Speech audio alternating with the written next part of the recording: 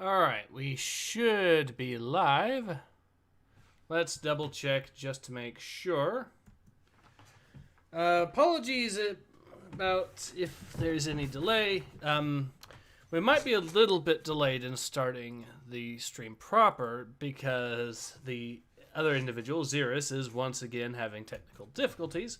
So I am going to, start early and wait for him to jump in, I guess. So, how is everyone doing today? I hope you are all doing good.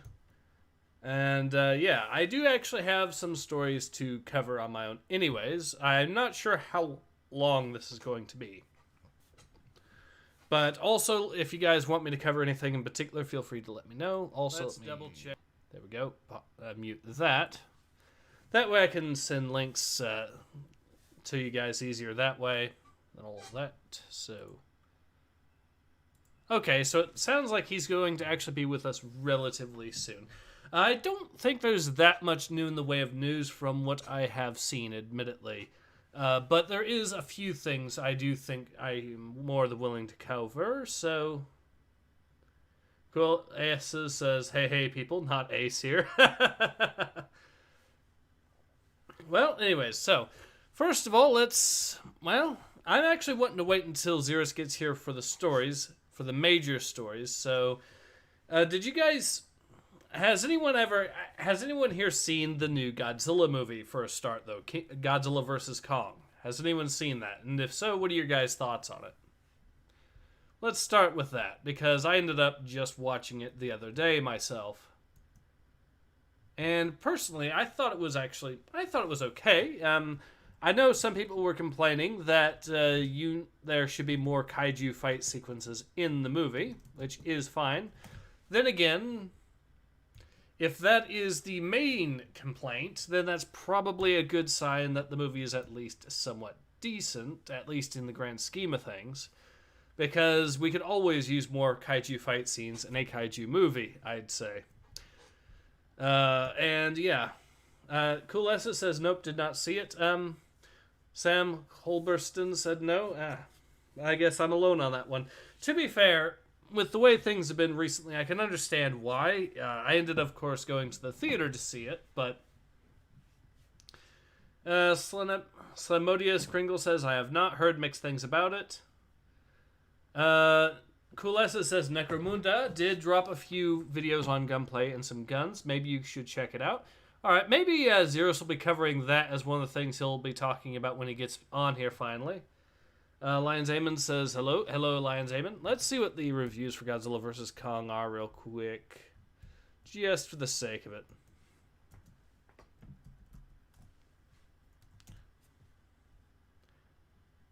Yeah, it seems like it's getting decent-ish reviews. Well, let me check what the actual fans are saying and not the critics.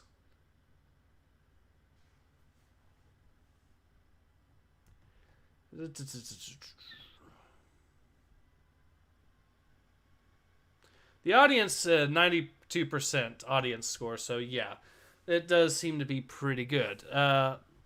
And from what everyone else is saying, and like I said, I did like watching Godzilla vs. Kong. Lions Amon says, what is this stream about? This is a podcast. I'm actually waiting for my other guest to show up. Let's try that again, actually. Here we go.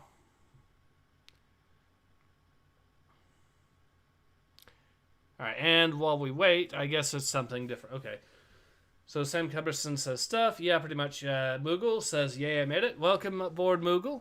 Alright, so also, so that is the thing there. I did actually see Godzilla vs. Kong, and it was, in my opinion, decent. I'm not sure any movie these days is really worth going out to theaters with them being as expensive as they are, but... Just for the sake of it, I do think that the film is actually worth watching once it comes out onto DVD, for sure. Alfarius says, just went into a comment section about the Thalmor from Elder Scrolls who use eugenics, and I actually saw someone arguing in favor of eugenics. I mean, we actually have something of that to talk about a little bit from The Guardian, if I actually have time for it. There is such an insane article, a great example of the sort of way that the woke crowd is heading. Do I know about Liquid Richard? Let me just check, just for the sake of it.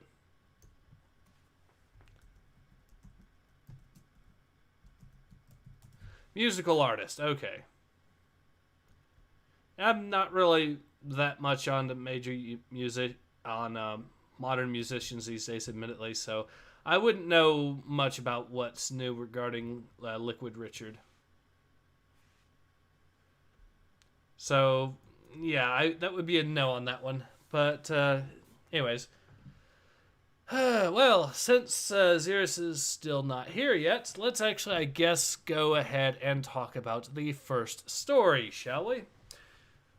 Since we're waiting on him. Age of Empires Definitive Collection Update. So they've actually decided to roll their news talking about the whole Age of Empires Definitive Editions into one by calling it the Definitive Collection.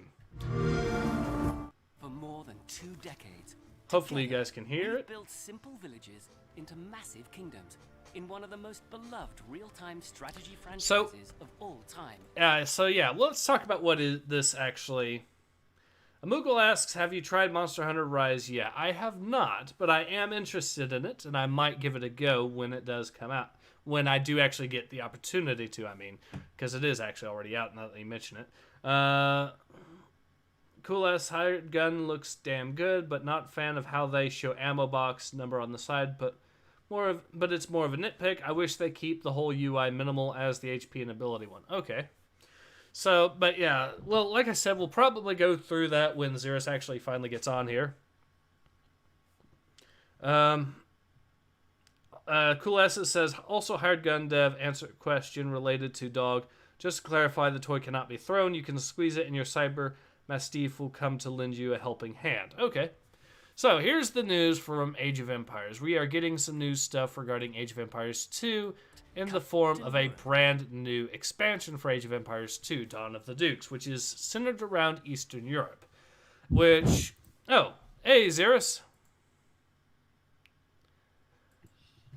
Hey, welcome aboard, Xerius. Sam Culbertson says, you play War Thunder. A little bit, but I haven't in a little while, admittedly. It's one of a lot of these MMOs I just play on and off. I'll just binge it for a little bit and then not touch it for months or so on end, that sort of thing. But anyways, so Age of Empires 2 is getting a brand new expansion called Dawn of the Dukes, which is going to be adding in some new civilizations from Eastern Europe. One that a lot of people have been wanting, and is let's be honest, is most likely going to be in this, is the Poles. But it's not technically confirmed yet, so take that with a grain of salt. But one thing that we are getting confirmed is co-op missions. We're also excited to announce that later this year, Age of Empires 2 Definitive Edition is getting co-op for the first time. We've handpicked a specific set of campaign missions and historical battles to play with friends and work together toward victory. We'll have more details to share for both updates in the months ahead. So yeah, that's the big news for Age of Empires 2. Honestly, I like that. Another expansion pack, some co-op support, that sounds good. Age of Empires 3 is going to be an interesting one. Let's talk. Okay, first of all, let's get this out of the way. Those of you who have seen my channel routinely know that I've already not exactly had the best experience with Age of Empires 3.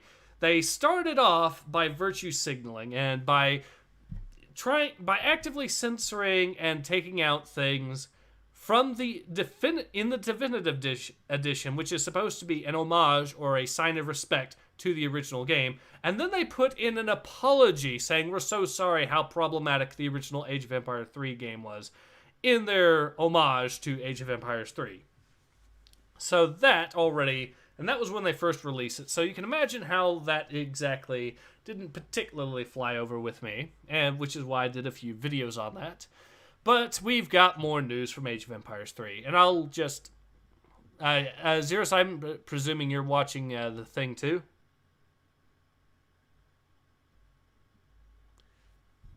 Are you there, Xerius? All right, I'm not sure. Cool. All right, so I guess we'll just continue still. So. Hey, my mic was muted. Yay, Oh, I'm okay. dumb. Okay. All right. So have you been watching the whole Age of Empires thing video? No, I'm only just now getting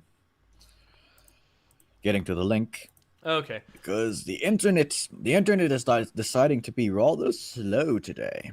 All right. So this one I do want multiple opinions on, I think, on this one, because this one could be a little bit. Go to 120 on the timestamp. So, Cool Essa says, I don't want to buy Age of Empires 3. That's not the same game I played as a kid. Well, you can still pick up the original Age of Empires 3 if you really want to on Steam, if I remember correctly. Sappy, Mistress of Missile, says, Xerius wanted me to say hi. So here I am. Hello. Hey, Sappy. Hope you're having a good time.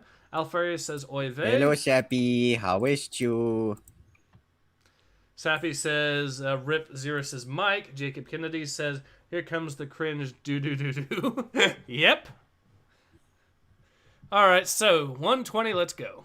And we have more changes in store for Age of Empires 3 Definitive Edition as well. On Tuesday, April 13th, Age of Empires 3 DE will release its first major update, the United States Civilization. This new civilization includes a new, unique explorer, a brand new home city, 9 new units, a brand new age-up mechanic, and so much more. The United States Civilization will be available for free for a limited time by completing a new 50-state challenge, or you can purchase directly on Steam or the Windows Store. All right, did you guys catch that, what they just did with this?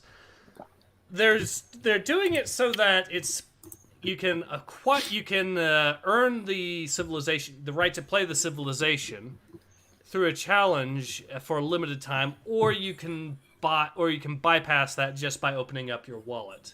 Now, it's the U.S., which is I think is a cool little idea, but the fact that the matter is, and Xerius, I'll ask you.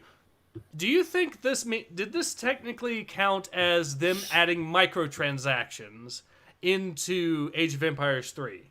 The idea that you can play a challenge for a limited time to earn the civilization that way, or you can simply skip that by opening up your wallet. Well, it stresses the definition of microtransactions a little, but it definitely does smell a little bit like EA's finger was dipped in this pudding just a little bit. Yeah. Yes, it does. And yeah, I mean, even if you're going to argue otherwise, here's the thing, right? There's also, of course, the fact that what these developers have essentially done at its core is what they're telling you when they throw in a battle pass like this. Cool Essa says, "What the fuck, battle pass? Age of Empires 3? Yeah." Cool Essa says the game looked nice, but it feels they will make you pay for stuff. Not a fan of it. I hate it. The thing is, if you were talking about a free-to-play MMO, something like, say, World of Tanks, and it held an event where you could just grind your way through to earning something like the E25, or you could alternatively buy it from the store. Given that that's a free-to-play, I can kind of understand that. But when you're charging money for people to do this and telling them they have to grind their way through a challenge, or they can just open up their wallet and skip that challenge, what the developer is doing in that case is saying, we've deliberately made the game more crap or grindy, specifically so that you, the players, can pay us to play the game less. And that's so that in a game that costs money has always rubbed me the wrong way. I've hated it when the Battlefield games have done it, and I'm not particularly a fan of it here either. Now, they did state it's a limited time deal, so I don't know how that is going to work. If it's just if it's just a challenge that you can play it earlier than everyone else, or you can just buy, or if it's just going to be the only way to acquire the Americans afterwards is to buy. But What do you think, Xerius, from seeing all this?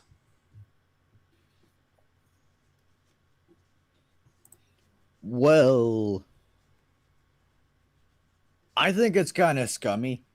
I Then agree. again, generally, especially if you have to actually buy the game, and then now they're throwing kind of microtransactions at you. Generally, I dislike microtransactions unless it's got to do with like skins. Well, when it comes to purely customization and you know skins and stuff, I'm okay with microtransactions to an extent. However, something like this is pretty scummy in my opinion. I agree. That's my thought too on it, pretty much. Especially since we've been down the road time and time again where they'll try sticking their foot in the door and then they'll really start screwing people over. So, yeah. So let's see. Cool S says totally agree. Not a fan of squeezing us by making the game worse to force you to pay for part of it.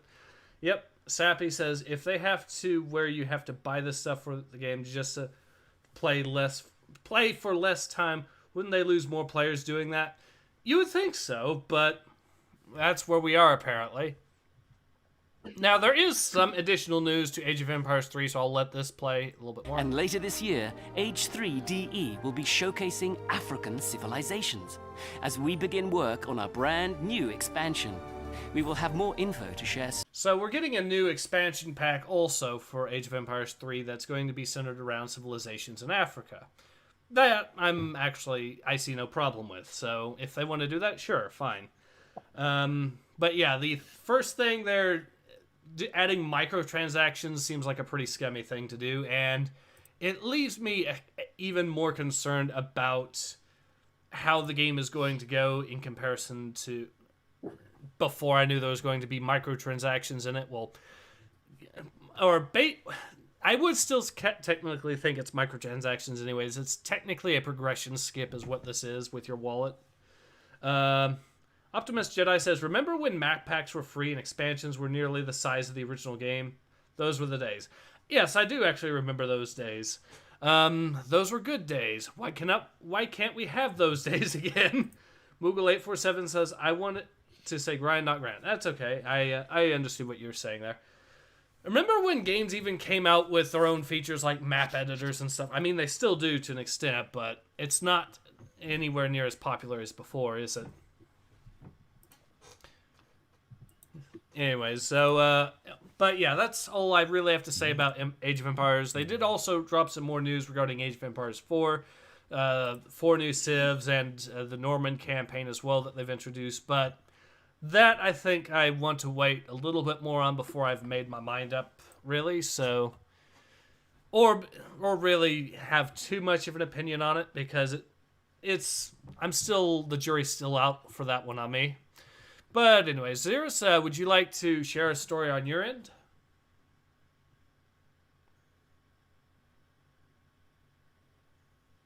I'm just trying to find the frickin' the Warhammer community post with the frickin' orc stuff. Okay. The new orky stuffs. Alright, so while you're doing that... here it is. Oh, okay.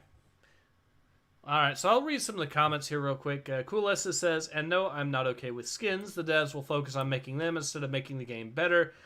And skins are contents. I can definitely see that argument, sure, certainly. He also says, I think the Deep Galactic selling skin DLC model is the fair standards, in my opinion.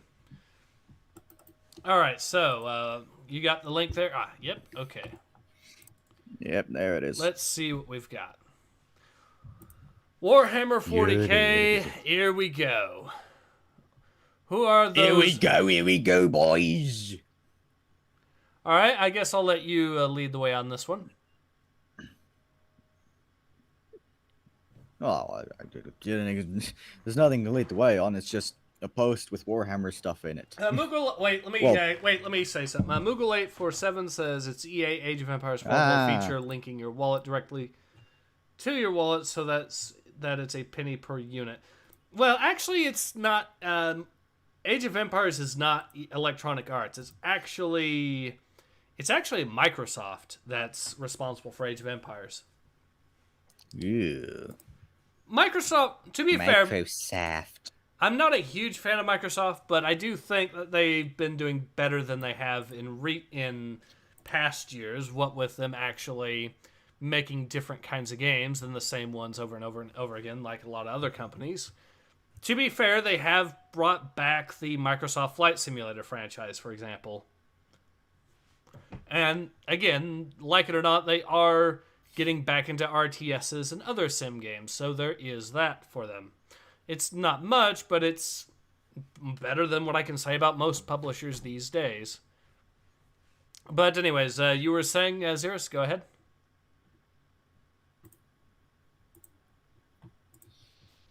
Yes, right. So we finally, after a good couple of years, got some new Orc releases. Okay.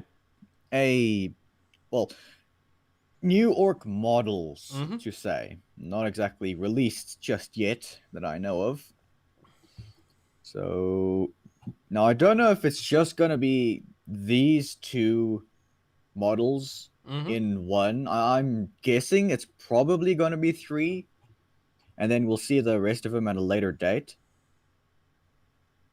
Okay. I can't even zoom into this image to get a better look. Okay. Yeah, so what are these guys even called? The Beast Snaggers. Okay. Nothing like Beast Riders or Squig Boys or something, just Beast Snagger.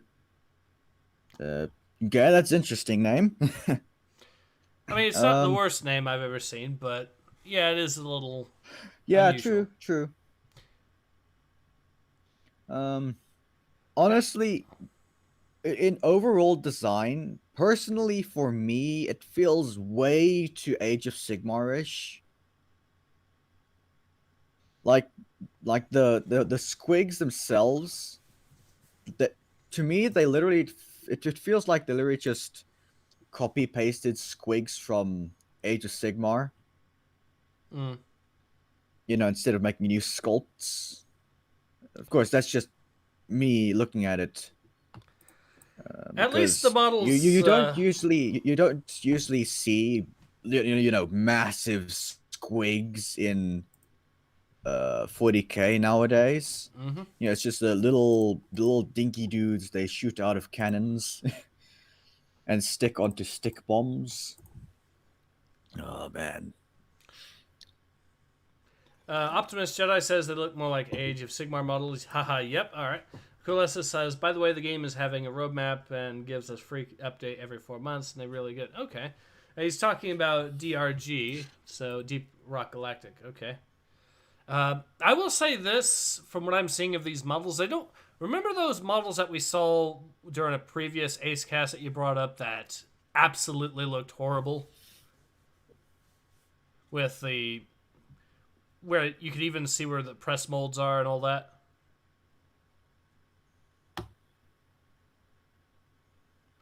Yeah, no, my brain... Yeah, no, I have crap memory, so I don't remember. Well, it was something you brought up, and those models looked absolutely atrocious. I will say I'm not really seeing it here, at least, so... At least the models look better designed, or at least better manufactured than the other ones. At least from what I'm seeing. But, yeah. So I will say they do look somewhat suitably orcish. Though the head still... I don't know why, but GW keeps making their heads freaking massive. Compare it to the art anyway. But I mean, that's just the way they sculpt things in general. They make heads as Yeah. big as freaking footballs. All right. So, is there Um, anything else you'd like to say about this? I do kind of like the spears. Ah, They definitely feel very orcish with the freaking rockets attached to it. I Oh, agree.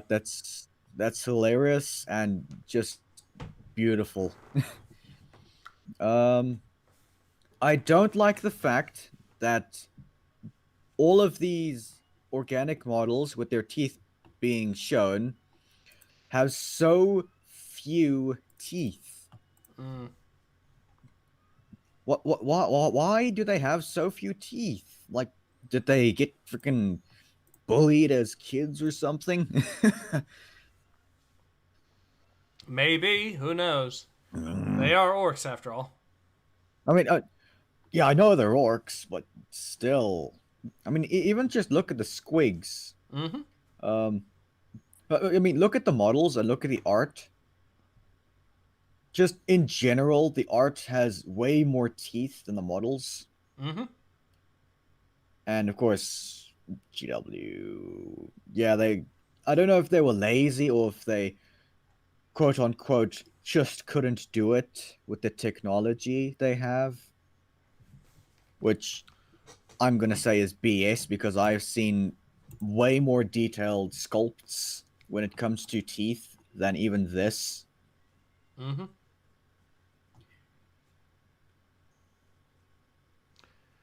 Hmm.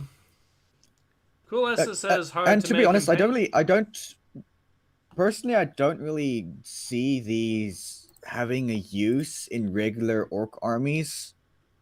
You know, like Goths and even the Speed Freaks.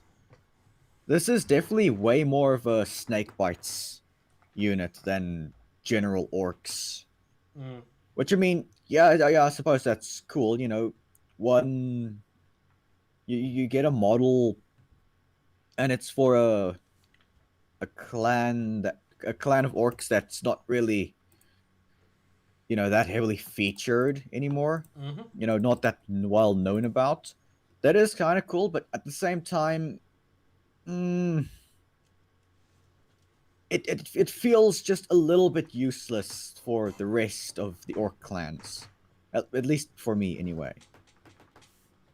All right.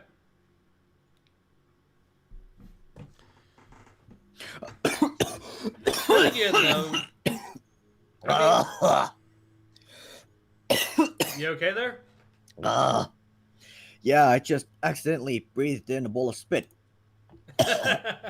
Try not to do that, eh? Uh, you know what I just noticed about these models? What? No tactical rock. Good point. No, Wait, seriously, there's one. this is There's one. this is Found one. actually. I don't see one. It's on the top model, just beside, just in front of the back hoof or whatever. You'll see a little rock there. It's tiny, you're right, but That could either no. I think that's the metal foot. Because compare the shape of it to the model at the bottom I'm pretty and sure that's its metal supposed to be a foot. rock. I But think I well we can't really get better look than this. I'm gonna say it's just a metal foot. all right, well, the other one on the bottom also has a rock right in front of one of the rear hooves.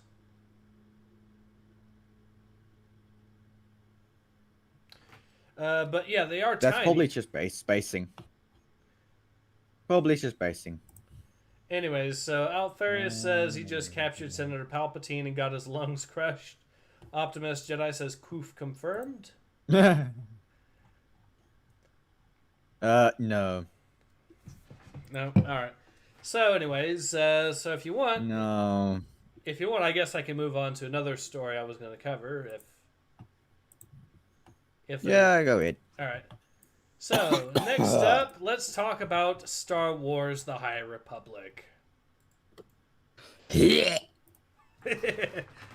And you would think that Disney would learn its lesson by now and realize that it may have made a few mistakes.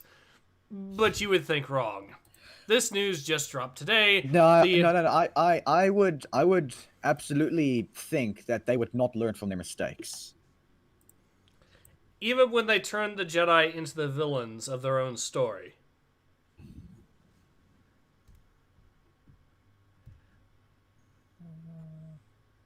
All right.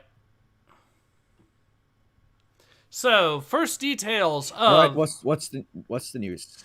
All right, so the article is titled First Details of the Next Wave of Star Wars High Republic Stories Revealed. Because... So they have just confirmed that we're getting a second wave. So they are continuing the comic book series, for example. Marvel High Republic Issue 6 announced. And we've only read, me and Osmogon have only read the first 3 issues so far. There is a new magazine called Star Wars Insider coming out.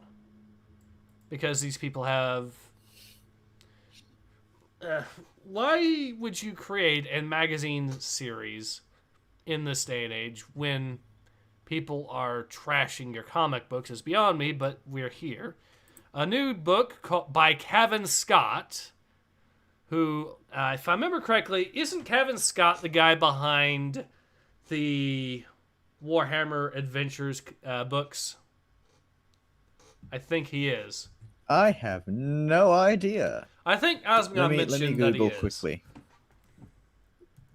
Let me Google it. But I think he Let me is. see. Warhammer Adventures. Adventure is out there. Kill me now. Yep, Cavan Scott, the same guy. So, yeah, Cavan Scott, the guy behind, the genius behind Warhammer Adventures, is giving us The Rising Storm as a book. Because, of course, he is. Jacob Kennedy says, it's a lost cause, both figuratively and literally. I see what you did there. We're also getting another book by... Nice. We're also getting another book by Daniel Jose Older called Race to Crash Point Tower, which looks like it's going to feature at least some of the characters from the High Republic Adventures comic. Issue 6 of High Republic Adventures has been also announced, so they're continuing that as well. We're getting another book named Out of the Shadows by Justina Ireland, a audio book by Cavan Scott called Tempest Runner. So, hooray, we're getting two things from Cavan Scott. What dumb crap is this? What? Oh, No, I'm just looking at the thing after the audiobook. Oh, wait, 3 things after Cavan Scott. So we're also getting... So, yeah, the High Republic Marvel series is also by Cavan Scott. Because apparently they really... And then we're getting a manga. We are getting a manga named The Edge of Balance. So it's not just enough that they're getting into comic books. They're getting into manga as well. Now, I would... And it's manga that is written by Justina Ireland, who I'm pretty sure we've already... Yep. Who's responsible for Out of the Shadows. You know, maybe part of the problem is that you're sending these people to write 3 to 4 different stories at the exact same time. That's part of the problem. But... Sounds about right. Alfaria says, "Oh, oy vey, that's not the manga works." Moogle847 says the original run of Teenage Mutant Ninja Turtle action figures had better ideas when they were running out of ideas than these guys ever did. Yeah. And it looks like they're getting a storybook called Showdown at the Fair. Okay. So, we're getting a whole bunch of new stuff for Star Wars High Republic because they are desperately trying to push it. Because they really, really hate their own fan base at this point. The only one I have even a hint of hope for would have been The Edge of Balance, but then when I noticed that it was written by one of the people behind this. Yeah. They're even trying to destroy a manga now because Optimus Jedi says, "Stop, I can't facepalm any harder." Yeah, I know. So I'll be looking forward to presumably reading the manga with Osmegon of Edge of Balance once that comes out. Maybe.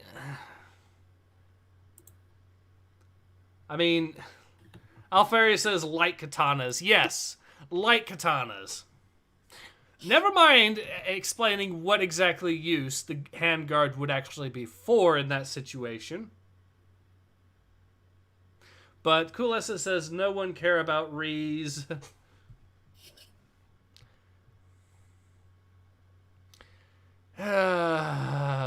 So yeah, we get to deal with this a lot more because of course we do. Oh, also Star Wars Insider. I feel bad for you. Star Wars Insider apparently is also being made by Justina Ireland, so she is making a magazine, a book, and a manga at the exact same time. Yeah, because splitting your attention across, what was that, 4 different things? Yeah, that's a good idea. Do that. Quality control. What's that? I've never heard about that. What is it? What is this magical thing? What is this mythical thing called quality control? I've never heard of it. So, yeah, that is the big news from Star Wars, and my, oh my. Dear God. I feel bad for you, man. Well, at least I've got... At least... Look on the bright side. You don't have to read Star Wars: The Woke Republic this week. That's true. Son Modius Kringle says, like katanas are still better than seeing the Force's music, but yeah, what would the guard be for in that situation besides aesthetics? Good question. It's a question that everyone is asking right now. Well, the only thing I can actually wait. The only thing I could see it possibly being useful for is maybe something like a vibroblade, which those did exist in the Star Wars EU. I'm not sure if they still exist in the current official canon, but they did exist in the Star Wars EU. And in that situation, those might be useful, but I don't know what else. So, do you have... But let's move... Moogle847 says, maybe the manga will run into the same problem as the Japanese run into when making anime, and we suddenly get filler that is better than the actual storyline.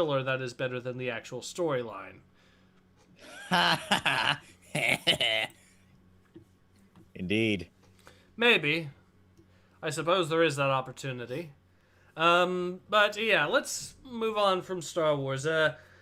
I know some people were talking about Necromunda Hired Gun and the new stuff there. Would you like to cover that, Xerius? I mean, I haven't been looking into it, because I'm preferring to wait until the game releases. But I mean, I suppose you can cover it real quick. Well, yeah. Well, what would you like to cover, though? Since I already just covered another story. Well, I got 2 quick things on the side here. One is about the new War Master Titan, and the other is a quick teaser trailer from the Angels of Death.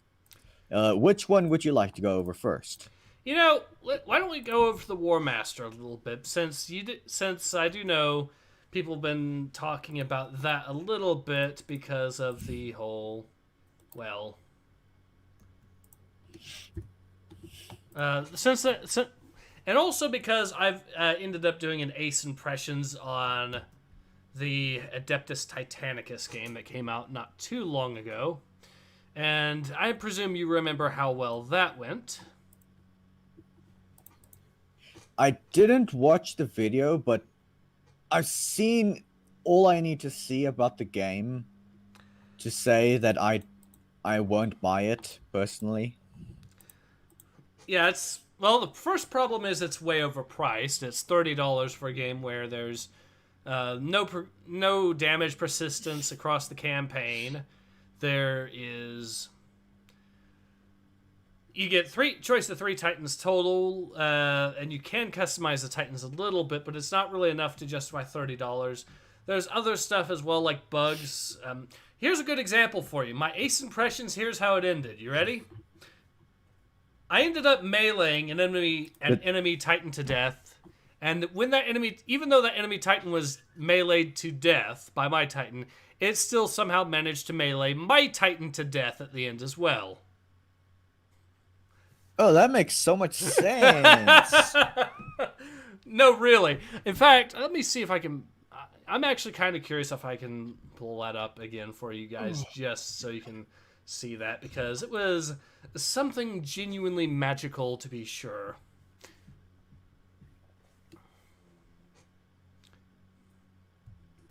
By the way, the game had come out of early access by this point. I just want to make that clear. So this is the intended design, we'll say. Right. Now, I do know they were going to add some more weapons, but also there's no War Master. I don't believe there's a War Master in the game. Well, they don't even have knights, so why would they have a War Master? They don't even have Imperator Titans. Mm-hmm. Right, so there's the link to the videos. Call your game... You call your game Adeptus Titanicus Dominus. You only have 3 choices of Titans, limited choice of customization, limited amount of weapons. All right, I got the link. Well, so limited choice of weapons. It's disappointing. All right, is what I'll say. I got the link for you so you can see for yourself just how silly this gets. Here we go. I'm going to send you the link as well so you can check it out. There we are. Now, as this part, you can see I'm shooting at the enemy Titan there. And the ad is playing because, of course, it is. Because why watch a video when you can watch an ad? But there we go. Now, it almost kills the Titan, but not quite. So then, the Titan there... No, the Titan melees my Titan and... Oh, and I miss it or something. Yeah, I missed the Titan there, but then we go into the final where I decide to just attack it. And I try to get out of range because I know my Titan's a little bit damaged. So I destroy it. It freezes the enemy Titan there as a bug. And then the enemy Titan counters attacks my mostly high health Titan. And then it insta-dies.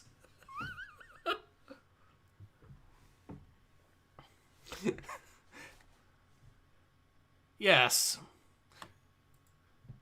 So yeah, that is what that is how that particular Ace Impressions ended. And this is the released product. Indeed it is.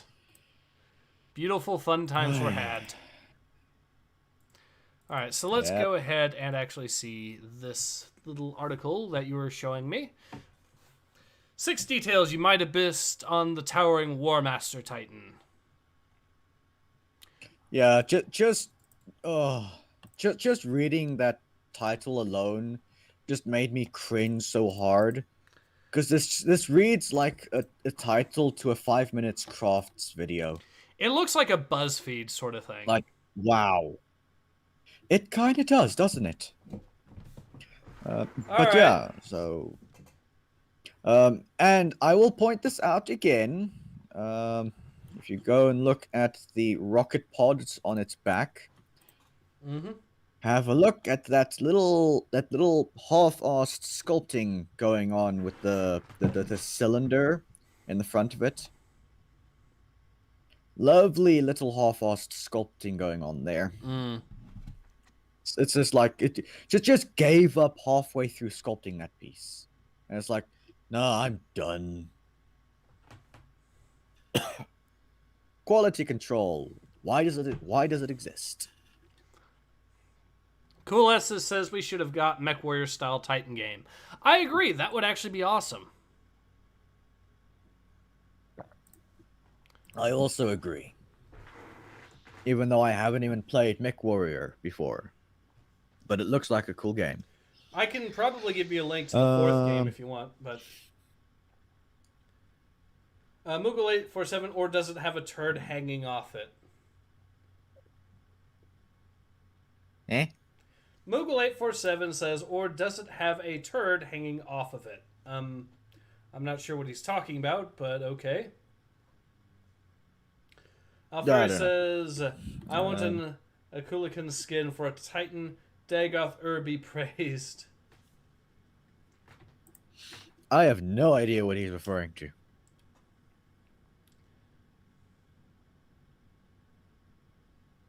Cool Esther says, how the fuck did you notice these details on the Titan?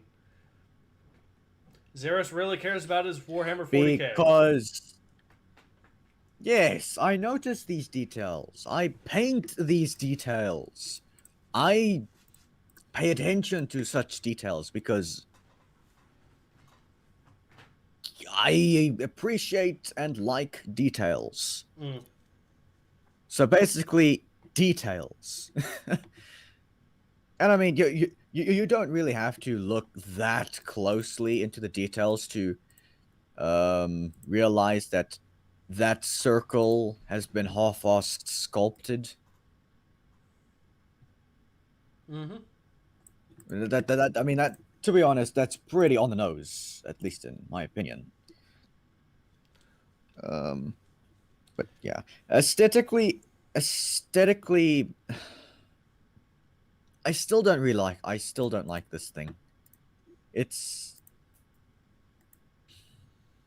aside from the head, the thing is pretty ugly for me. I mean, the top part of it looks like someone took some American like someone took an American muscle car and then decided to just add a bunch of random armor plates onto it and then throw a bunch of guns and shields and missile pods all over the place. Mm-hmm. And I still think that having only one gun in the knees, you know, one gun on one side in one knee, is pretty half-off. It's stupid. I mean, what does that weird grill thing even do?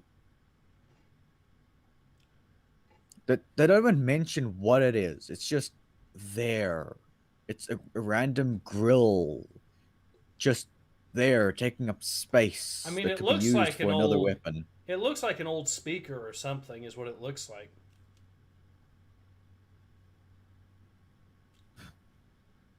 I mean, I suppose.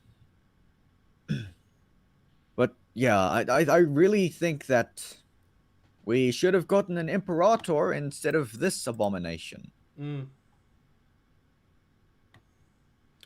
But I do think that with a bit of heavy conversion, this definitely could be a base for making an Imperator. If people are willing to, you know, go that extra step to make one. I mean, I like how they're trying to say... do it? I do like how you mentioned how it only has a gun on one knee, and they're trying to advertise that as a selling point. That's one of the 6 features. Even its knees have guns. Yeah. Wow, look, its knees have guns. Yeah, it's got one gun on one knee. How amazing. Whoa. Cool. Or so Yes, it's not like it's not like Titans have had guns in their knees before. You know, it's not like the Imperator sometimes has knees in its guns. Guns in its knees. Oh, wow, English.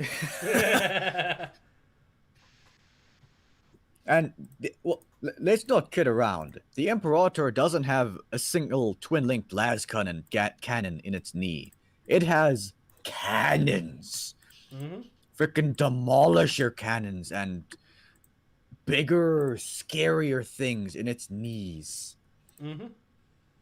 But they want to try and advertise this one single gun and a speaker. Wow, I'm so sold on this idea. So cool. Yep. Oh man. So let's see. So some of the comments here. Jacob Kennedy says the Beatles would sculpt better than this. Or Socium says, "Fact, I didn't notice the screen." Coalescence says symmetric hill personality. Even if I agree, it makes no sense. Agreed. Jacob Kennedy says Firefly ended with the movie. Nothing else happened afterwards. It ended perfectly. Coalescence says to Alfarius, "Girl gotta go." Well, okay. So Orsocium says it needs more DACA. Yes, it does. For a start, they can add more DACA to the other knee. Jacob Kennedy says, "I really don't understand 40K, but I respect it more than the woke ever will." Mm-hmm. CVG says, I mean... hey, CVG, we are doing a podcast here with Xerius, covering some stories. So we just covered Age of Empires, the new Star Wars stuff, and some more models regarding Warhammer 40K. Moogle847 asks, "Does the Titan have Bluetooth?" Probably. Now that would actually be kind of cool if it did, but yeah. Jacob Kennedy says DACA, DACA, DACA. Yep. DACA, DACA, DACA, DACA, DACA. Wow. Alfarius says to Cool S's, "Wake up with no where can I can't." Okay. I'm guessing that's lyrics from a song. I do not understand this weird gibberish. I'm guessing it's lyrics from a song. What's strange speaking? Anyway, so yeah, are you but ready it seems to be broken English as well. So you would it be okay for me to cover another one since? Yeah, go for it. All right, so I do have more news from a game we've already covered repeatedly, because a certain crowd is not letting it go, and that game is 6 Days in Fallujah. And oh yes, CVG. Yep, here we go. Because we got more. So Muslim civil rights group CAIR asks Sony, Microsoft, and Valve to not distribute 6 Days in Fallujah. They are trying to once again get the game banned, basically. Ursosium says twin speak. Why am I not surprised? Mm-hmm. So the group in question, the CAIR, is Council on American Islamic Relations, is calling on companies not to sell the game. They actually called it and I quote, an Arab murder simulator. We have gone into Jack Thompson territory. Well, we've been in Jack Thompson territory for a while, but I love how it's getting so ridiculous that you can't even really compare it to when the game first faced a criticism from the "it's too soon" crowd. Because as extreme as that is, I can also point to examples where there were games where it got games that were even sooner than this that completely got away with it, or were allowed to get away with it, and indeed praised for that. Whereas, I mean, here's a really good example, right? So, Xerius, have you ever played Command and Conquer Generals? I don't think so. All right, so I actually did watch a live stream that one of the news companies did to try to further smear 6 Days in Fallujah. And some of the comments, right, were people saying, imagine if they made a game where you were flying planes into buildings and crap like that. At which point I then pointed this out, right? Command and Conquer Generals is a strategy game that actually gives you that option. Command and Conquer Generals came out way back in 2003. March of 2003. So a year and a half after 9/11, Command and Conquer Generals comes out.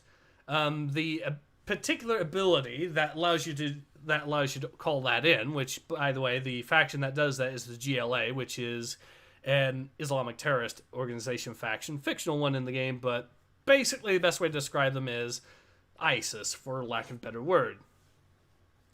But yeah, that was actually a thing a year and a half after 9/11, and you didn't actually hear people in the press, at least in the US, complaining about it. Now, Germany was a different story in that regard, because Germany really has a hate boner for any video games that are military themed, or at least they used to back in the day, but... Naturally. But the point is, the idiots saying, imagine if they made those kinds of games, and it turns out they made those kinds of games and no one batted an eye because people, even back then, were not the spineless sort that you see today. At least when it comes to the won't someone think of the children crowd.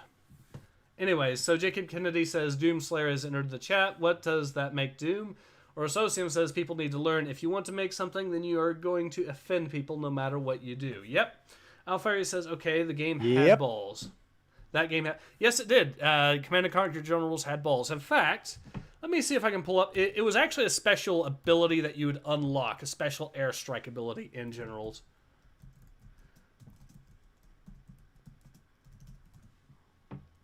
Yep, found it. And it gets even better when you put it into context. So, yeah, here you go. Here is the wiki for it, so I can show you guys. The ability you would have to unlock, and I just put it into the chat so you guys can look at it. The ability that you can unlock as the GLA, is called Anthrax Bomb. And it is exactly what it sounds like. Oh, my. Oh, jeez. So anyone from this crowd that wants to say, imagine if they made a game featuring that sort of stuff, they did a month and a half after 9/11. And they totally got praised for it in the US. The game was a massive smash hit.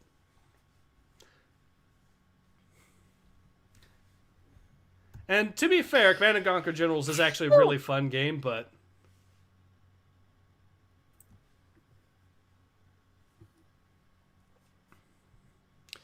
So, yeah. Anyways.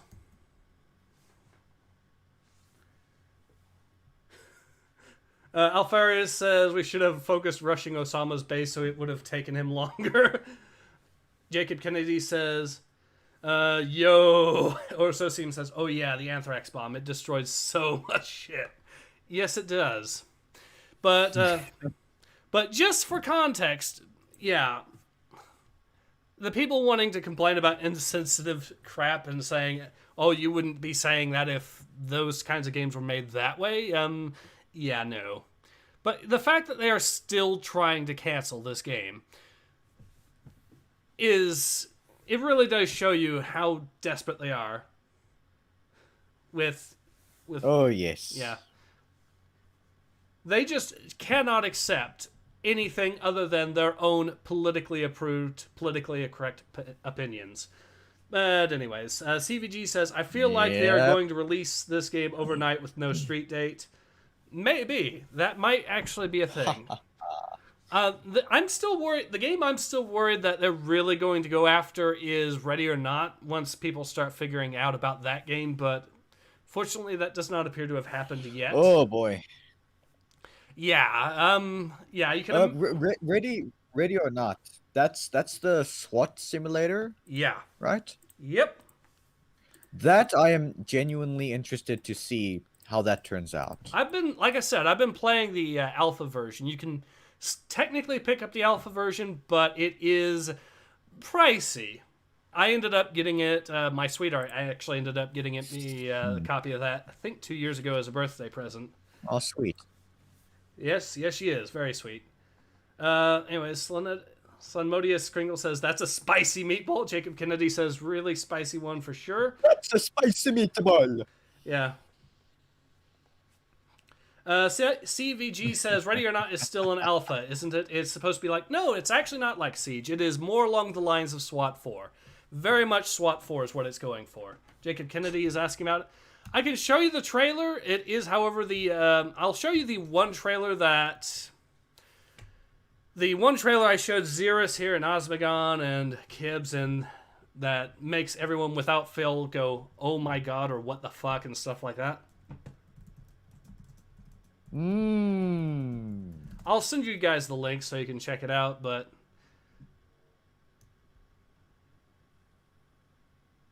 Oh, man. But yeah, that's... Here we go. That's going to be an interesting game when it comes out. It is. To be fair, though, the original SWAT 4 was also very much along the same lines. This seems a bit more extreme than that, even with how grim it gets, but even SWAT 4 had its really legitimately grim moments, too. The time that you have to go take on a...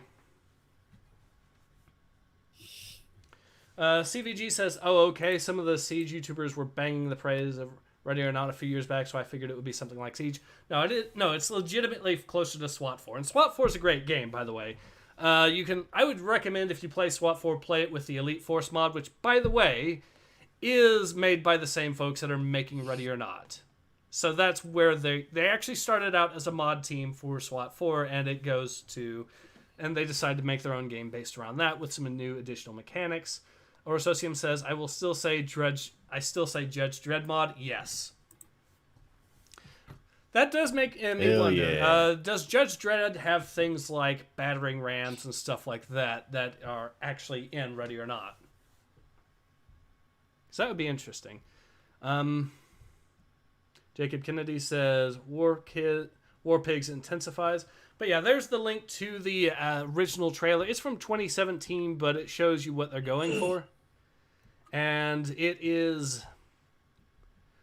I like I said, having played the alpha, even though I am under NDA, so I can't really be specific, but I will say I've been having a good time. And anyone that's played SWAT 4 will be familiar with how this game is going to turn out.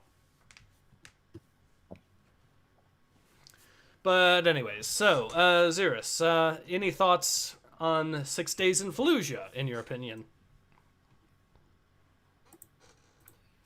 I haven't watched the trailer in a while. Wow, I have to clear my throat a lot today. Yeah.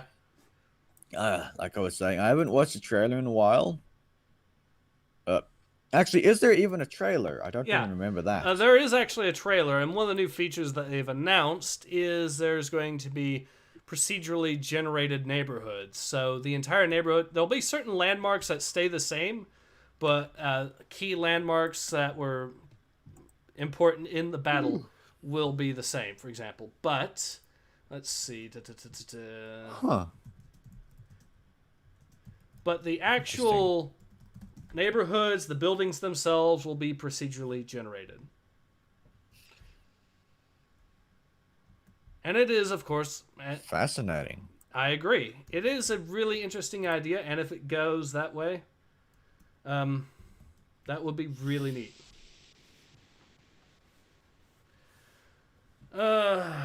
Jacob Kennedy says there's the trailer for the 6 Days in Fallujah gameplay, so in case you need to recap. But yeah, I still think it is a pretty solid idea. It really does, of course, remain to be seen whether or not they'll live up to the promise. Hopefully they will. But it is, once again, a bunch of veteran developers, veterans of the game industry, I mean. So that is a promising sign right there. These people have been familiar with this. And Peter Tamty, in particular, for example, like I've already mentioned, was head of Atomic Games, and is very familiar with making these, and is at least somewhat familiar with making these kinds of games. So that is a promising start. Orososium says, well, the judges do have explosives, multi-purpose batons, and other tools. CVG, is it open world or linear? Okay, so if we're talking about Ready or Not, which I did show the trailer for that, Ready or Not is going to be... It's not quite open world, but it's definitely not linear. The whole idea of Ready or Not is you get to pick and choose how you went into an area, but it is clearing out a building or something like that. It's not a sandbox by any stretch, but you do get to pick and choose how you enter and what route you wish to take. And I do think that 6 Days in Fallujah is probably going to go through a similar route to an extent. I would say, at least.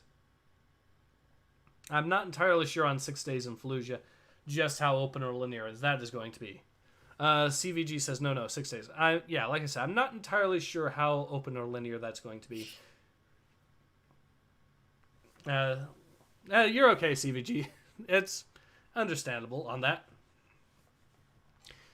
But yeah, I'm not entirely sure on that one. Although it could be a similar situation where they might make it so that it is similar-ish in that you're clearing out specific neighborhoods as your objective and whatnot. So they could do it that way, of course.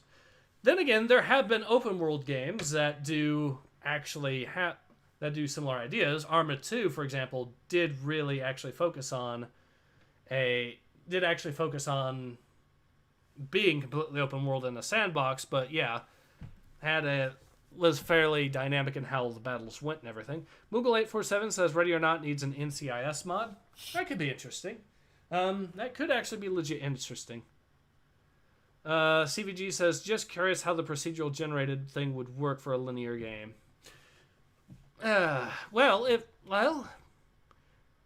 Technically, I don't think for your traditional scripted experience, it would work all that well. That's the thing. It would have to be at least somewhat open. It wouldn't be just constant corridor or constant corners and linear hallways all the way through. So there is that at least, I do think. Jacob Kennedy says, I'm hyped for 6 days and fuck the SJW cucks. Yes! Definitely on that one. All right, so... Okay, so I am halfway through the trailer. Mm-hmm. Yes, I want this game to come out. I am now hyped for this because, first of all, the sound, at least from the trailer, it sounds immersive, beautiful, and the attention to detail is just beautiful. And you know me, I love detail. There's a very Star Wars Republic Commando feel with the order system. I'm kind of personally reminded of that.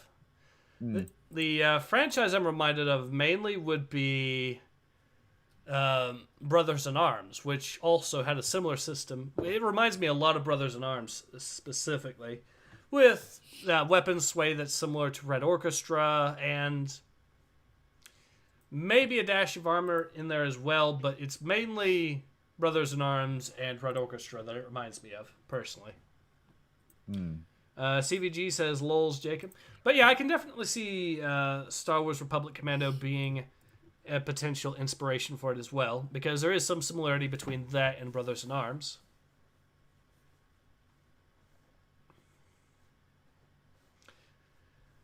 Anyways, so...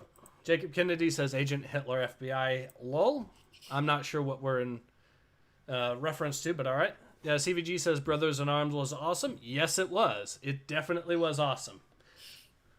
It absolutely was. I actually, if I remember correctly, I ended up getting a special edition of Hell's Highway that actually came with a little miniature of the squad leader that you play as. So I still have that lying around somewhere now that you bring that up. But anyways, so yeah, I'm still looking forward to 6 Days in Fallujah. I will say that. But yeah, so you wanted another story to cover as well, Xerius? Yeah. I was just... let me actually read something. No, I think I'll leave watching the rest of the trailer till later. So far, I'm liking it, and the graphic visuals and stuff looks very beautiful. Agreed. Definitely something I should wish list as soon as I can. I have actually seen some vets actually doing reaction videos to this, to the game, that were actually in Iraq at various points, and they actually seem to be, their reactions seem to be, well, aside from John Phipps, who I think some of my chat is familiar with. I know CVG is familiar with John Phipps, but aside from John Phipps... one of the guys that was doing a reaction to it, actually, in terms of the aesthetics, pretty much said that it looked pretty much exactly like how he remembered Iraq looking. So that is actually promising, too, from the art design. CVG says, while we are still on 6 Days in Fallujah, I highly recommend a book called House to House by David Bellavia. He recently got the Medal of Honor for his actions in Fallujah. All right. I might have to read that. CVG says John Phipps doesn't count. CVG says he's my best friend. Oh dear. Slonamedius Kringle says ban that guy. Yeah. Oh yeah, I remember that. Jacob Kennedy says John who. All right, so John Phipps has had a bit of a past with me because well, he decided to criticize Call of Duty way back in the day for stupid stuff, and while you can criticize... Well, there are definitely valid criticisms for Call of Duty Modern Warfare, right? The stuff that he was going after was... Well, not only was he flip-flopping on his own position, but he constantly demonstrated himself a habitual liar and did some really, really shady stuff. I think the main thing that John Phipps is, for me, most infamous for is the fact that, all right, so I should mention that he was a Marine. He was stationed around Fallujah, but he's also, but his MOS, he wasn't, he was what the military refers to as a RIMF. RIMF stands for Rear Echelon Motherfucker, because he was in the rear with the rear. Another term is FOBIT. But yeah, the guy was basically stationed miles away from Fallujah, worked in intelligence. Now, it's not to say he didn't come under fire, he did, but what makes him infamous is the fact that he would use the fates of some of his dead buddies as a soapbox to stand on. That is what really pisses me off about John Phipps. And he did actually serve. Although he has lied about his rank. He has lied about some of the stuff he actually did or seen over there. But the things that happened to his buddies, the fact that he brings them up literally every single time he possibly can, it shows me that he's using them as a soapbox and cares so little about his battle buddies. And that's what really pisses me off about John Phipps. And I'm sure a lot of people can understand why, given the context now. I'm not exactly a huge fan of him. But, yeah, I've trolled him a little bit, admittedly. Rosocium says, so he was there on paper. Kinda. He does have some ribbons and whatnot, but even the paper records suggest that he over-embellished some of his exploits over there. CVG says agreed. Ace. Yep. Yeah, so... Yeah. It's not even really on paper often as hearsay with John Phipps. But apparently, yeah. So I don't exactly have the best opinion of him, but apparently I ended up managing to piss him off so much that he demanded when he decided to suggest that, when he decided to say I'm open up for conversation or open for questions on Twitch, I decided to start asking him questions of why shouldn't we listen to the Marines that actually asked for the game to be made in the first place. I believe one of the guys that made the game possible was a Marine sergeant named Jose Garcia, I think his name was. Let me just double check that just to be safe. But I believe that was the guy's name. But yeah, the game was actually suggested by a Marine that was there in combat and got wounded in action. So I asked the legitimate question of why take John Phipps's take on the situation over the Marine that specifically requested the game to be made in the first place. And to that, I got the response of, hey, can we ban that guy?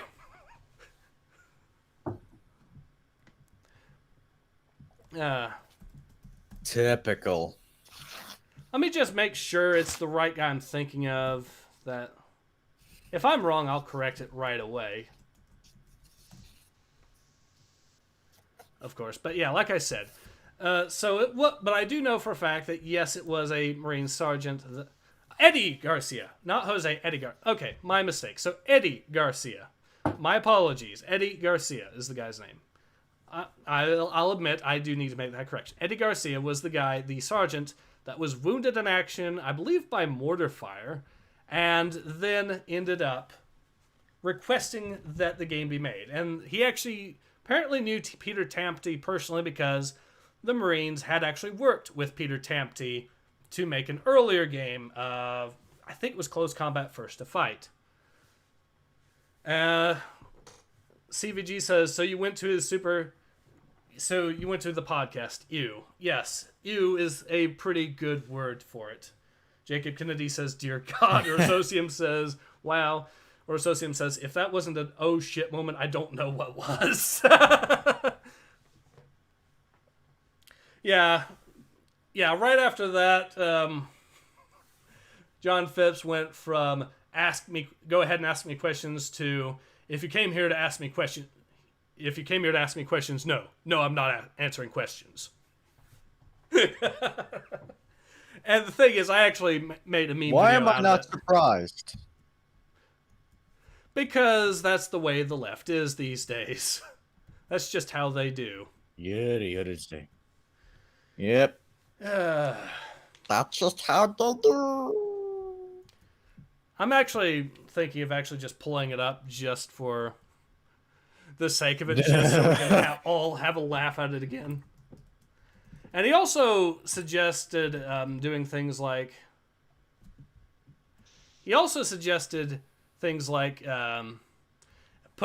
adding it so that you can make it so that civilians can be played in the game.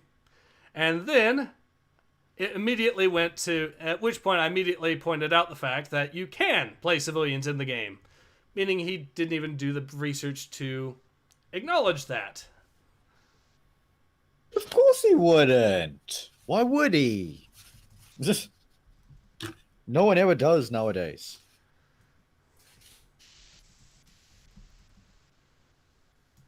Alright, let me see if I can find... I know I've got the video on here, it's just... But yeah, the fact that he's...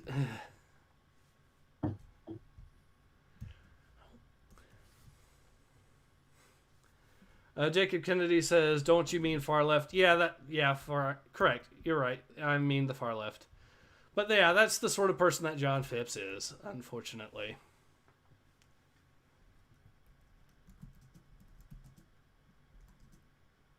Meh. Anyways. His half-assed opinion views don't matter in the long run. He's been getting a lot of press because he's friends with a lot of game journalists because he himself is a game journalist. Of course he is. So he'll get a lot of press talking about how his hot take is more important than everyone else's opinion on the matter. Because that's just how John Phipps does. Let's see, though, if I can find it. I'm pretty sure I know where it... There we go. Ah, yes, here we are. When you trigger a game journalist into being a hypocrite. There's the link. So I'm going to play this again for all of you guys so you can see the event in its beautiful, beautiful wonder. The moment I got banned from his Twitch. A badge of honor for me. Anyways. There. Alright, the link should pop up. Here we go. So right, just say see nothing. this. Pop in? No, please go. No. Yeah. Anybody is free to interrupt me and ask questions. So please. here's my thing. I think I don't think that it's necessarily Your family is taken care of. It's all, it's all. Hey, can we ban that guy? I got him. I'm done seeing that. Yep. Thank you. I got it. So I didn't come here to. You want to fucking question me? No, not right now. When Fallujah happened, My fucking hand is shaking. I'm sorry. I know. It's okay. Let me take. I left him literally shaking at that. That was when? That was February 11th when that happened. And it was beautiful. Moogle847 says, when a developer forgets to read his own internal memo... well, John Phipps isn't a developer. Rosocian says, no research. So he went from the army to game... He went from Marines to game journalist. Marines are not part of the army. And Army's not part of the Marines. CVG says, what a surprise. He's not even going to play the game. He's into the opposite of games like FPS. Or Socium says, is laughing. Oh my fucking god. Slenet Medius Kringle says, we need liberals like Voltaire back. Sick of all these modern liberal types. He may have been a saint, but at least he understood the values of freedom. CVG says, was this recently? Yes, indeed. Laughing. Alright, so let's just... Alright, so... Optimus Jedi literally shaking, Lamau. Yep. Oh, literally, my hand is literally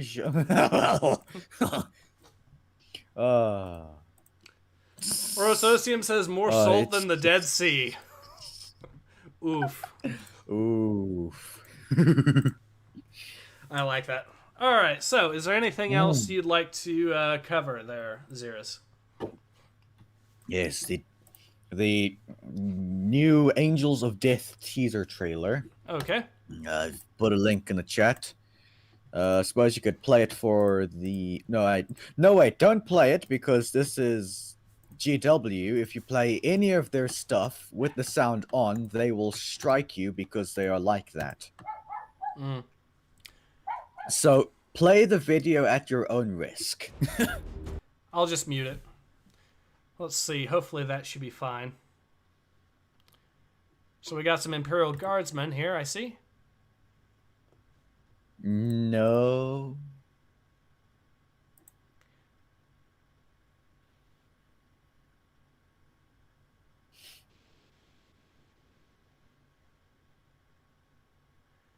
So is this one of the fan movies I believe I've been hearing about?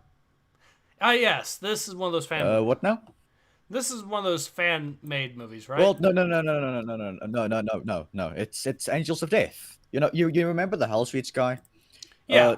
A while ago, GW took them on, and then they started working on Angels of Death.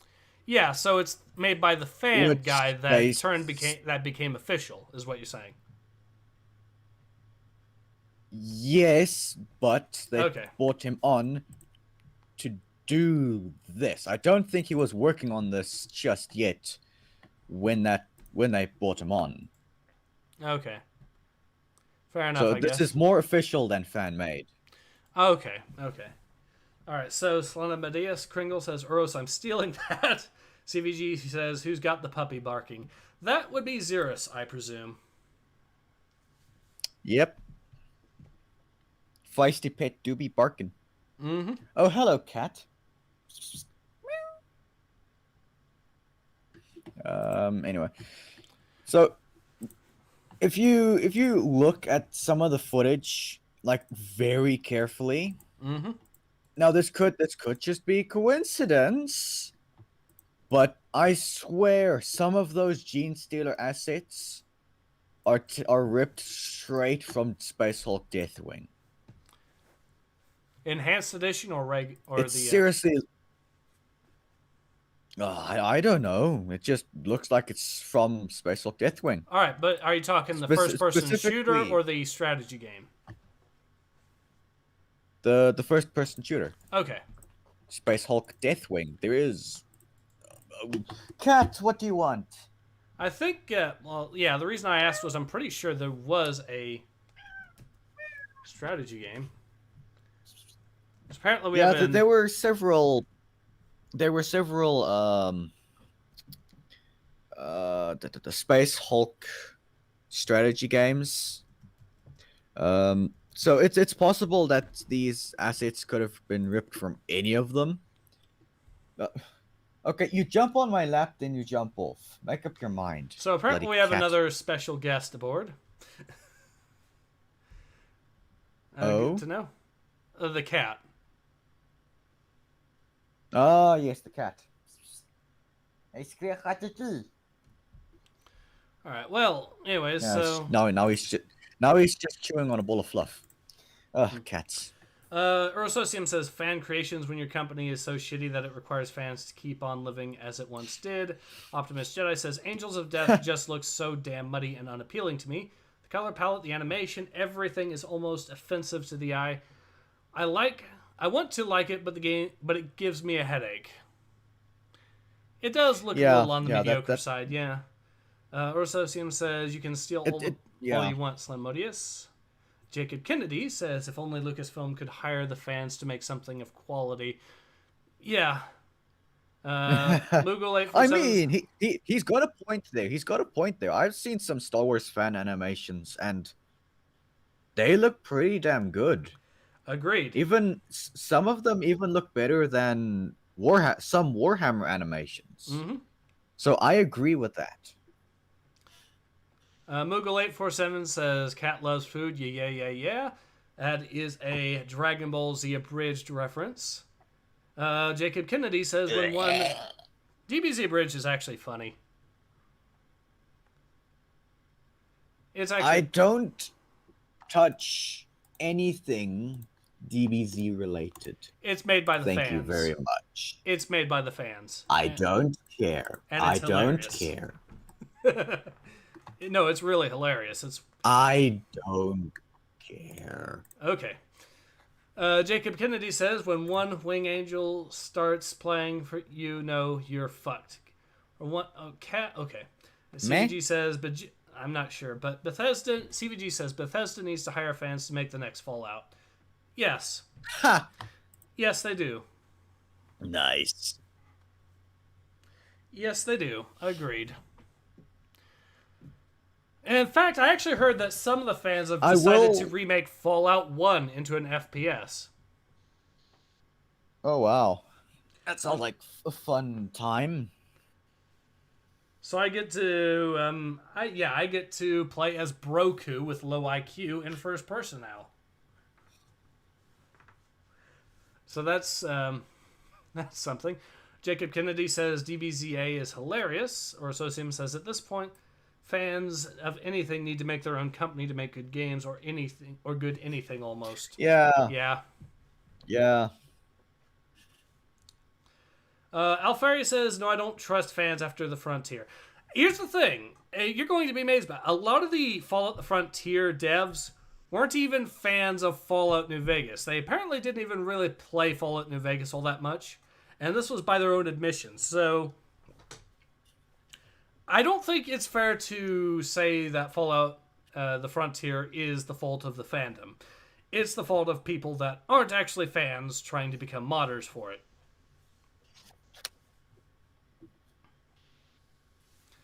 But yeah, it's curiously enough that's one of the things. And how on earth does a mod team get created for a game that they're not even fans of? That's a big mystery to me too. But we're there apparently. Good question. Maybe perhaps we may never know. Now I have heard rumors that Fallout. Now it does seem like the Fallout the Frontier devs went woke, so that could be part of it.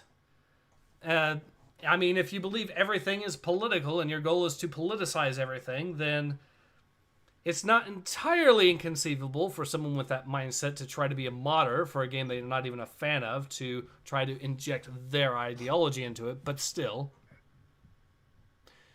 Which is why the Sneed Clave came about to specifically criticize the Frontier crowd. But that's neither here nor there. Anyway, so I believe you were talking about the trailer, though, and your thoughts on it. Yes. Personally, the animation, the models, it still looks mediocre. Mm-hmm. I will say that the sound does seem a bit better since the Lost trailers. That's pretty much it. The color palette and the visuals is still obnoxious and painful to look at. All right, so CVG says same way games journalists get hired even though they hate games. I think Although that's the thing, game journalists get into something that already exists, a video game company. A mod team has to be built from the ground up a lot of times. Rosocium says some people just want to see the bytes corrupt. And Alfaria says CVG's got a good point. Yep, he does. Jacob Kennedy says Half-Life Echoes should be canon. Alright. So anyways. I mean, there are definitely fan projects that have definitely turned out bad. Looking at you hunt down the Freeman, but... Ugh. Ugh. Ugh. Oh, yeah, why would you even mention that name? Because it's a good example. Ugh. Yeah. But I don't. But from what I've read, I don't actually think Fallout: The Frontier is an example of a fan fuck up as much as it is people that don't know what the hell they're doing fucking up. Alfaria says, "I just had a wonderful idea: a Joshua Graham Demon Prince or Damon Prince." All right, so since I know some people I have forget been. who Joshua Graham is. So the Necromunda stuff, are we talking about the sawn-off shotgun weapon showcase, which is the one thing I've seen recently? Wait, what? I haven't seen anything about Necromunda at all. It looks a little bit like Doom from the since- gameplay that we're seeing. So that is promising, because Doom's awesome. Oh, okay, is there a new trailer that I haven't seen yet? It is a very short weapon showcase. It's about 34 seconds long. But yeah, I can definitely okay, can see... you link the video for us? Sure. Hey! No, don't do that. Bad. No. Alfaria says, "You fucked up my face." I love it. You ruined my face. Bang. But yeah, there's the trailer for you to have a look at. But like I said, it looks a lot like Doom, which is good because Doom's fun. And it looks a lot like a super shotgun, but you can customize it, adding new scopes and stuff like that, which is, for a sawn-off double-barreled, is kind of weird for a proper scope, but we're here, I guess, so why not? You know what I'm still patiently waiting for? A proper Dark Tide trailer. Yeah, that would be No, nice. wait, no, we did get a trailer for that. Oh, I'm stupid. Okay, so I suppose what I mean is for Dark Tide to finally release. Oh, yeah, that would be actually nice. Norosocium says, it is also short as fuck, but great indeed. Yep. Jacob Kennedy says, the TIE Fighter fan film is epic. Yep. But yeah, I do agree with you. I am kind of interested in seeing what Dark Tide looks like when it finally comes out. Although, again, Necromunda actually seemed promising. Okay, so the shotgun, I've seen it. Yes? No, there's something about the animation that just... It feels like it's just one frame off from being smooth. Yeah, they might improve the animation a little bit, but who knows? I'm looking at the bolt gun trailer now, so let's see what that's like. Oh, there's a bolt gun trailer. Yeah, I just saw the one trailer. So let's have a look. That's not a bolter. That's just an assault rifle with explosive ammo.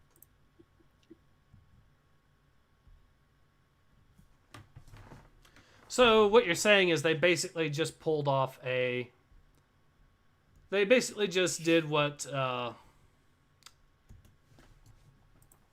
of War did with its bolt guns.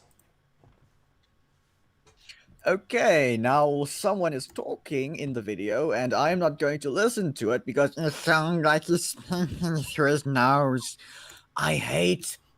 I cannot even begin to tell you how much I hate it when it sounds like people are speaking through their nose. So, I am not even going to watch the rest of that. I know he's explaining that the Necromunda bolt gun is different to an Astartes bolt gun. But you know what? Sorry, I can't listen to that voice. All right, fair enough. I You guess. can try listening to it, but I cannot. All right, so Optimus Jedi says, random thought. Remember the Dune games by Westwood? Those were fun games. I'd love to see a new game go with the new movie. We kind of are getting one, though, in a way, by, once again, a fan game called Dune War of Assassins, I think, which is made by the same guys that are behind Red Alert: A Path Beyond. So it's basically going to be Command & Conquer Renegade, but Emperor Battle for Dune. So we are kind of getting something. Or Socium says, call the worm and fuck the Harkonnen. Yep. Jacob Kennedy says, imagine Gordon Freeman being considered offensive. I'd be in hell. Oh, you know they're going to eventually make Gordon Freeman offensive.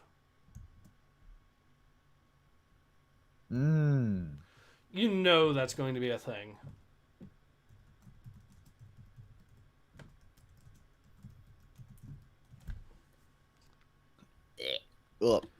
In fact, I'm actually kind of curious to see if there's anyone now saying that he's problematic or offensive, just for the sake of it, because someone's got to. Let's be honest, someone probably already has. All right. Well, anyways, so if you want, there is one final thing I was considering talking about if we didn't have that much left, and it doesn't look like we do. So, what do you think? What do I think about what? Anything in general. Anything more you want to cover? Not really. It's been a pretty empty Monday topic-wise on my end. It's been that way a little bit for me as well. We've been at it for 96 minutes, so it does seem like that, yeah. So here's the final thing I was going to talk about. It's an article from The Guardian, because of course it is. Oh no. Oh no. And this is where wokeness has brought us today. Why celebrating mixed race beauty has its problematic side.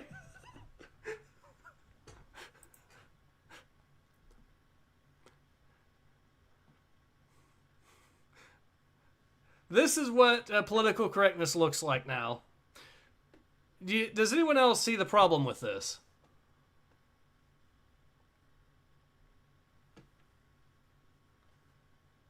Are you still there, Xerius? Nope.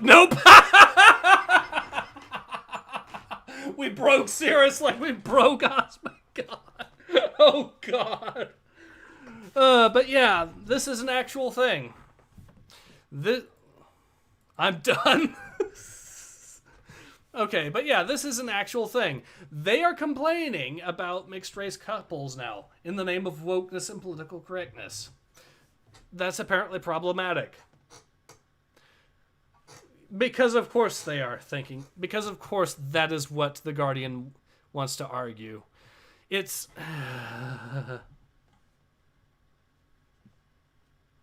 CVG says, really? I only got the alert for the stream at 2:50 p.m. Yeah, we only do the... we start the live streams usually at 2 o'clock. So, yeah, we've been at it for 97 minutes, apparently.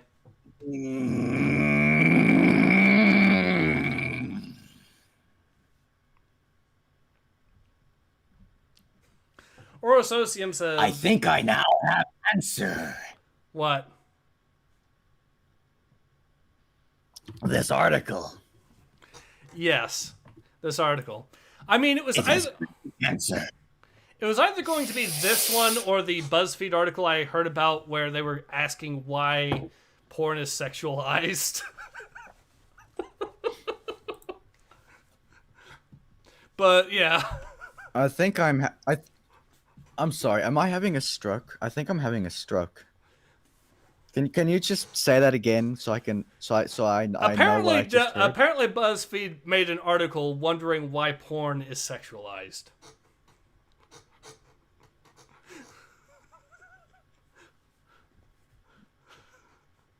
Apparently, but yeah. Although, to be fair, that's apparently an article from 2018, so that's part of the reason why I chose this over that. This is only a few days old. Rososium says, also wokeness, we love all you and your differences, but please keep being different. Yeah.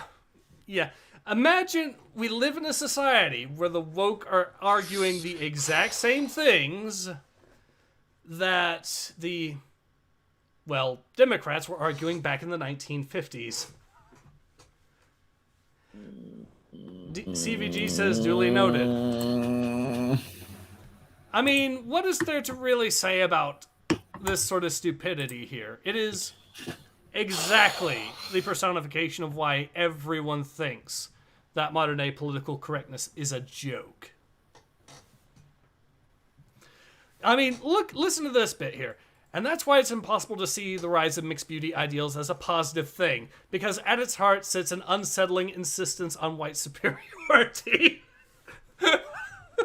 Wow.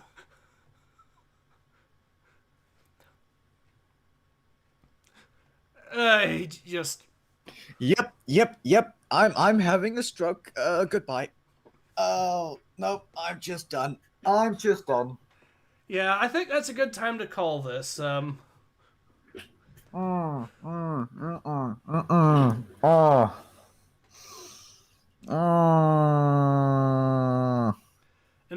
do these people exist? Inedible Grob says soon wokeness will be problematic because there will be nothing left to complain about.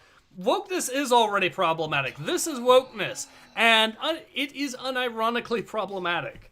No one in their right mind would look at this and think this is a good thing. No one would look at this and think that...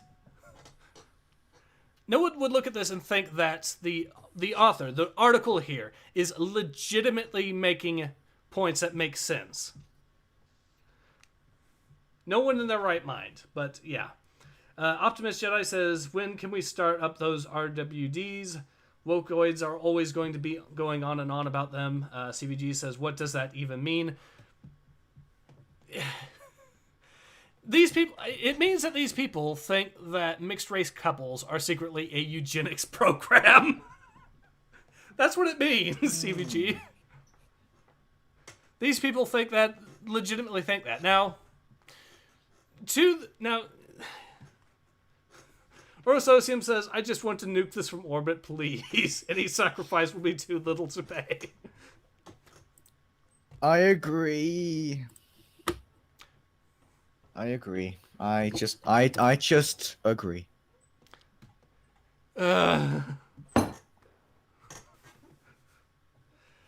So degenerates like you belong on a cross. Agreed. Brother, get the flamer, the heavy flamer. But yeah, that is where we are right now. Then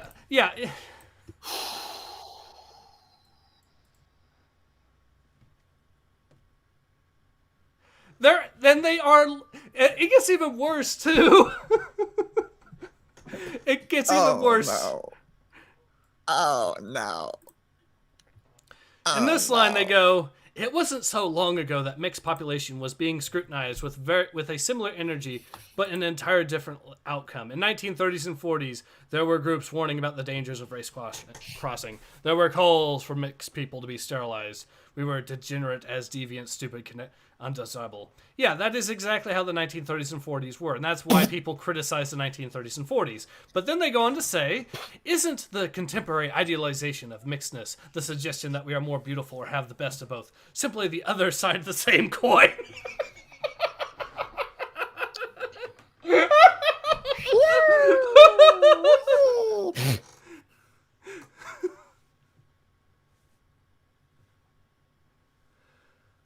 CVG says, dating myself here, but very back, porn mag I got a hold of in the mid-90s was a small article on how... Okay. Alright, so... CVG says, and now it's an issue to be mixed race with WTF. Yeah. Well, yeah, that's because... Yeah, apparently it is a problematic. English Creeksman says, I wouldn't even think it's remotely important. They have entirely run out of ideas to the point they're doing nothing but the shoveling garbage into the feed because BBC guys buy more copies of their newspaper. Optimus Jedi says, if you see Wilcoid, no hole, nuke it. Moogle847 says, this is a new form of dementia called Damacia. I mean, he's not wrong. I mean, he is actually not wrong. Moogle847 is absolutely on point about this one. Orosocium says, it's things like this article that make people want to do drugs.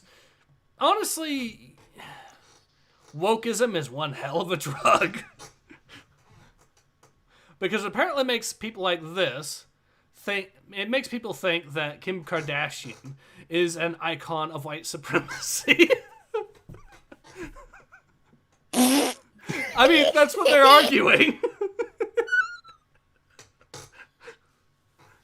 Wow, I would love to have some of that drug to be that high. Oh. Presumably, wokeism is just... My God. Presumably, wokeism is another way of saying soy boys sniffing their own farts. So basically, it's just like that one particular drug from Fallout. What is it? Buff out? Yeah, Buff out.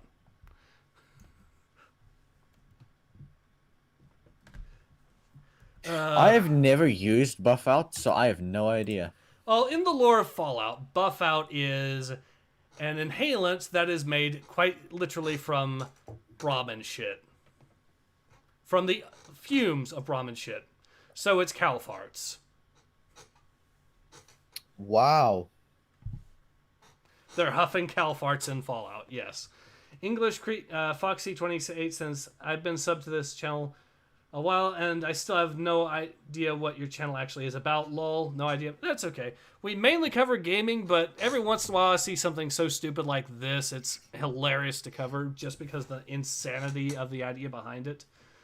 But yeah, I mainly do gaming and stuff like that. CVG says nerd culture to Foxy28. Or Associum says it hits your neurons hard though. English Kriegman says, at what point do you think they were hot off the physical plane of existence to have written this utter garbage? Good question. Foxy28 says lol. Yep. Alright, but yeah, I think that's a good time to call it because I don't have much else more to talk about this because what really is there more to say? Do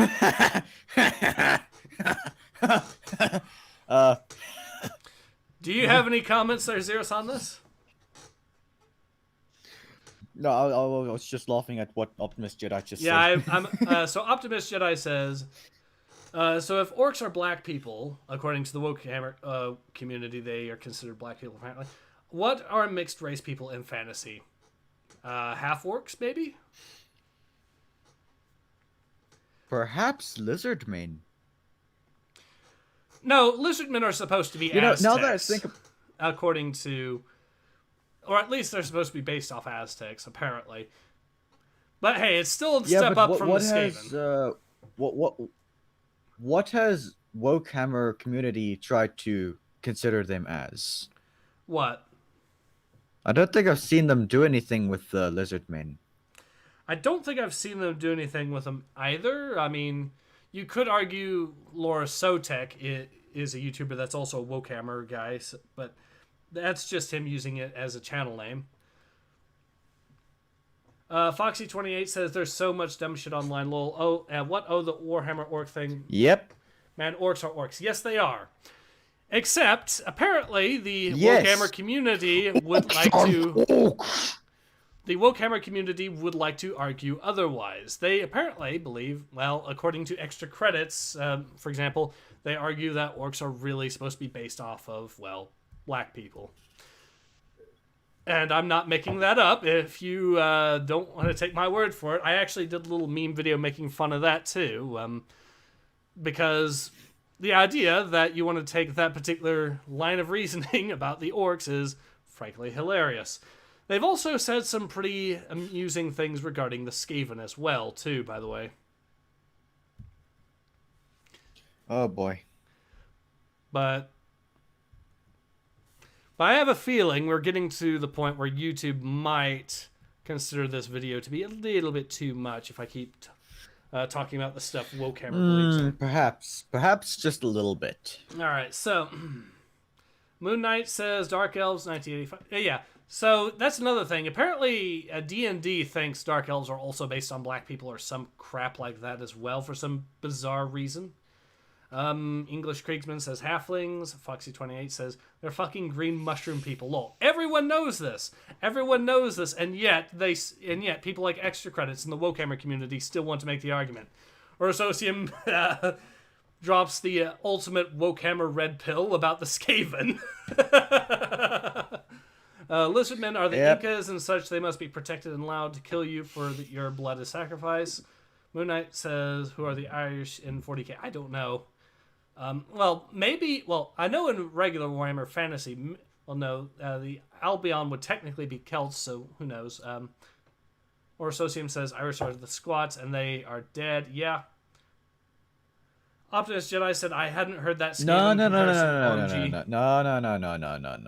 No. Squats are still alive. They still actually do exist. They are not dead. Lies, I tell you. They still live. CVG says, any update on the Twitter account posing as you? They have, to my knowledge, stopped posting anything since the 5th. Let me just double check. Just to be sure. Unless they posted something brand spanking new today, they are basically just posting very infrequently at best with their little channel that they created to impersonate me. Yeah, the last post is from Foxy. I saw that. I saw that message you sent. Oh, what did Foxy say? And what are the demons to them? Russians? Good question. There it is. There's the message. So there's the Twitter thing, so in case you guys are curious, but like I said, nothing new there. Basically, like I said, the little plan to retweet, they're not just retweet with advertisements to this channel, seems to have, for the most part, worked, because they're not really posting much new, because whatever they do, it only advertises my channel, and that kind of completely defeats the purpose of their virtue signaling.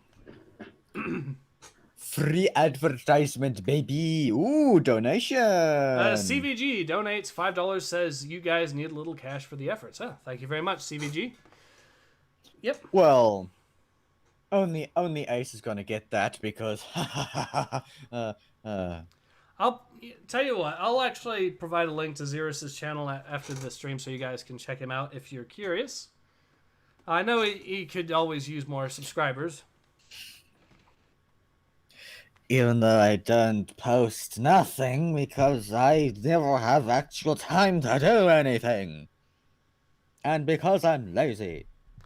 Moogle847 says, can we make an argument? And because my... Moogle847 says, can we make the argument for the dwarves because short lives matter? Oof. Oof.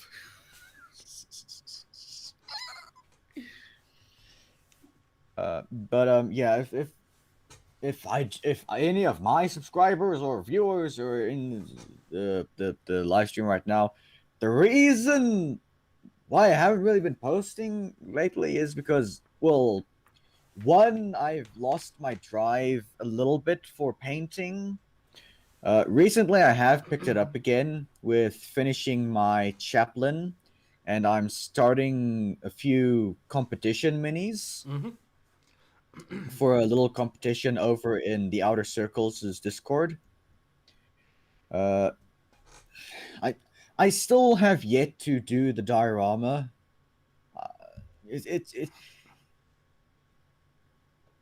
One, I wish I had time, and two, I wish I had the drive for it. But unfortunately, it's just not there at the moment. Mm. And of course, I don't know what else to post because what else am I supposed to do? All right. Well, I do think we are at a good time to call it, though, since there's not a whole lot left for us to cover. So yeah. Well, there's a couple of lost comments to read. Apparently, by the way, I just had a look at the analytics. Apparently, that Curb Your Extra Credits video is taking off hilariously again. So that's good. Of course it is. Why would it better? Yo Oh, man, says, nice. are high elves people who get high? Maybe. Orososium says, Xerius, we are coming for you. Prepare thy anus, blam. Blue Man says, who are the Serbs and Albanians in 40k? Hey.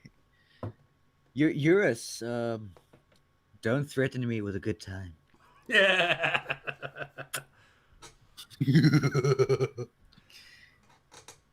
All right. Well. You're welcome. But yeah, so it looks like we've gotten everything squared away. Oh, we've got a super chat here. English Kriegsman donates £10 to say, could only imagine how their mentality works when they only see the worst in cultures and associated them with entirely irrelevant IRL events and people to push an agenda. Well, it's actually, as I've said in that video I did in response to Short Fat Otaku, these people legitimately believe that everything is fundamentally political and propaganda, and therefore they believe it makes sense to turn everything into propaganda that promotes their beliefs. The problem is when you assume everything is political, that means you have to come up with political meaning behind the creation of orcs and elves and what have you in fantasy. And so their natural reaction is to compare them to real life groups of people, and that's where the problem starts. Foxy's28 says, Ace, I lol a lot at your short videos. Thank you very much. I'm glad you like them. And thank you again, English Kriegsman, for the £10. I appreciate it. But yeah, all right. Yes, a lovely donation indeed. But yeah, so Yeah. anyways, so I think we will go ahead and call it. If it's all right with you there, Xerius. Yeah, I think we can. All right. So this has been Ace. This has been Xerius. Yep, and we hope to see you again soon. Have a good one, everyone. Good night.